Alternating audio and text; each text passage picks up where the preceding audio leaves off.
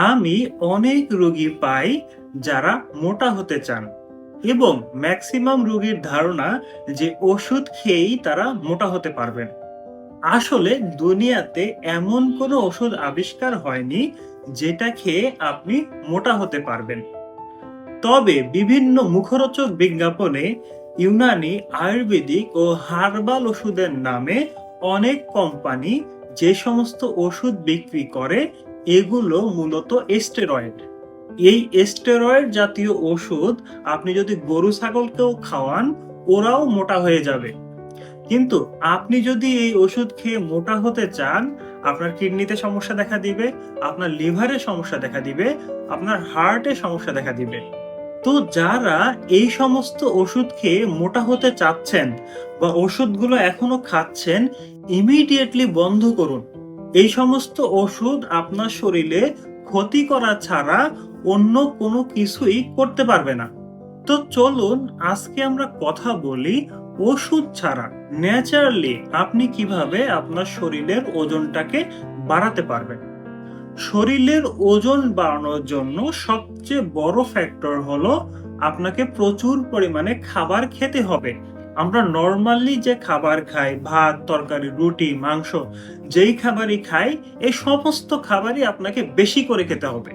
এখন আপনি যদি বেশি করে খাবার খেতে না পারেন, আপনার যদি অরুচি থাকে, আপনার পেটে যদি আলসার থাকে বা লিভারের সমস্যা থাকতে পারে, প্যানক্রিয়াসের সমস্যা থাকতে পারে বা অনেকের আইবিএস এর সমস্যা থাকে, এই সমস্ত সমস্যা থাকার কারণে সে বেশি খাবারও খাইতে পারে না, খাবারের প্রতি তার একটা অনীহা থাকে, যার ফলে কিন্তু সে পুষ্টিহীনতায় ভুগে বা হ্যাংলা পাতলা হয়ে যায়। তো সবার প্রথমে আপনার পেটে যদি কোনো সমস্যা থাকে সেটা আইডেন্টিফাই করে সেটার চিকিৎসা করতে হবে। আপনি যখন পেটের সমস্যাটা সলভ করে ফেলবেন তখন অটোমেটিক্যালি আপনি বেশি খাবার খাইতে পারবেন। আর যত বেশি খাবার খাবেন শরীরে যত বেশি এনার্জি ঢুকবে তত আপনার ওজনটা বাড়তে থাকবে। পেটের সমস্যা ছাড়াও অনেকের লিভারের সমস্যা থাকে। খাবার হজম করার জন্য, খাবার শরীরে পৌঁছায় দেওয়ার জন্য লিভার অনেক গুরুত্বপূর্ণ একটা ভূমিকা পালন করে। পাশাপাশি আমাদের প্যানক্রিয়াসও অনেক ডাইজেস্টিভ জুস সিক্রেট করে। এগুলো খাবার হজম করতে সহযোগিতা করে। তো আপনার যদি লিভারের সমস্যা থাকে, প্যানক্রিয়াসের সমস্যা থাকে, তখন আপনার খাবারে অরুচি দেখা দিবে। অর্থাৎ আপনার খেতে ইচ্ছা করবে না। তো এই দুইটা অর্গানকেও আপনার ঠিক করতে হবে। আবার অনেকে যারা ইয়াং এজে আছেন, 20 থেকে 25 বছরের নিচে আপনার বয়স, তাদের কিন্তু হ্যাংলা পাতলা দেখা যায়। এটা নিয়ে আপনার টেনশন করার কিছু নাই। কারণ এই বয়সে আপনার শরীরে গ্রোথ হরমোন কাজ করে। গ্রোথ হরমোন আমাদের শরীরকে স্লিম রাখে, হ্যান্ডসাম রাখে। তো 25 বছরের পরে এই গ্রোথ হরমোনটা অনেক কমে যায়। তখন দেখবেন অটোমেটিক্যালি আপনার শরীরের ওজন বাড়তে থাকবে। এছাড়া আপনার যদি হাইপার থাইরয়েডিজম থাকে, অর্থাৎ থাইরয়েড হরমোনটা যদি বেশি থাকে, তখনও আপনার শরীরের ওজন কমতে থাকে। তো আপনার এই থাইরয়েড হরমোনটা চেক করে সেটার বিরুদ্ধেও আপনাকে ট্রিটমেন্ট নিতে হবে।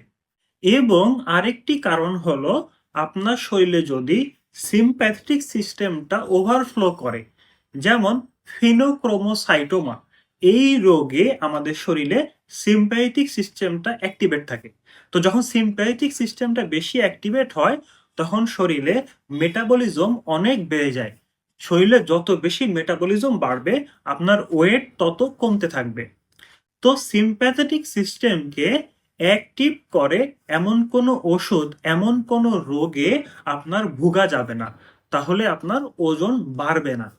এই সিম্প্যাথেটিক সিস্টেমটাই আপনি যখন অনেক টেনশনে থাকেন, দুশ্চিন্তায় থাকেন অথবা মারামারির মুডে থাকেন, ওই সময় বেশি কাজ করে।